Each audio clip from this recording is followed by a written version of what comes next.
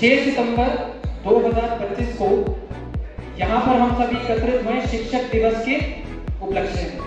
तो सभी मेरे शिक्षक गण को कोटि कोटि प्रणाम और दंडवत प्रणाम।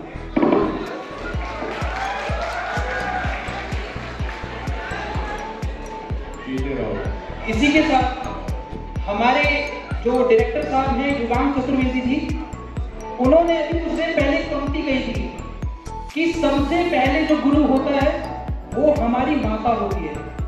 सही बात कही। जन्म के बाद मनुष्य का जो शिशु होता है वो एक जानवर के समान होता है, उसमें कोई समझ नहीं होती। तो पहला जो गुरु है वो माता होती है, जो संस्कार देती है, जो शिक्षा देती है और जो अपना प्रेम देती है। आज आईएनटी की तरफ से एलएलबी द्वितीय वर्ष का छात्र अनिरुद्ध वत्स और यहाँ पर आए जितने भी सभी छात्र हैं, उनकी ओर से हमारे गुरुओं को कोटि कोटि प्रणाम। आज आप सभी के आगे मैं अनिरुद्ध वत्स एक कविता प्रस्तुत करने जा रहा हूँ। ये कविता छात्र और हमारे राष्ट्र निर्माण पर है। तो कविता कुछ इस प्रकार है।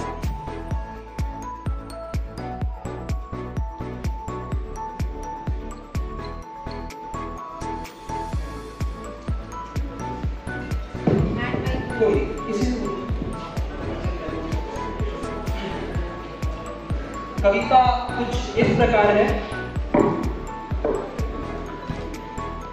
एकता स्वतंत्रता समानता रहे, एकता स्वतंत्रता समानता रहे, छात्र में चरित्र की महानता रहे, महानता रहे। कंठ है करोड़ों गीत, कंठ है करोड़ों गीत एक छात्र का, रंग है अनेक चित्र एक छात्र का। जी हाँ दोस्तों, एक छात्र को अपने जीवन में चरित्रवान होना चाहिए।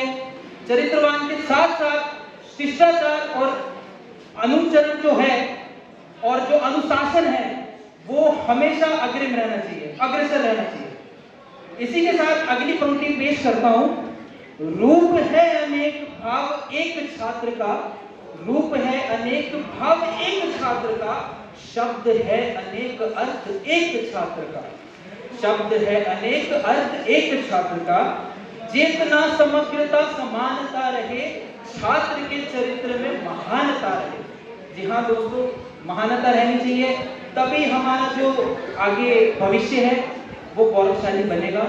और सीपीजे के हम जो छात्र हैं, आज मैं सीपीजे के मंच से केवल ये भी कहना चाहता हूँ कि हमारे जो अध्यापक गण हैं उनका इसलिए भी धन्यवाद कि हम एक माटी के रूप में यहाँ पे खड़े हैं, पर जो हमारे निर्माण कर रहे हैं, जो हमें आकार दे रहे हैं, वो केवल और केवल हमारे अध्यापक हैं। उनके लिए एक बार जोरदार तालियां।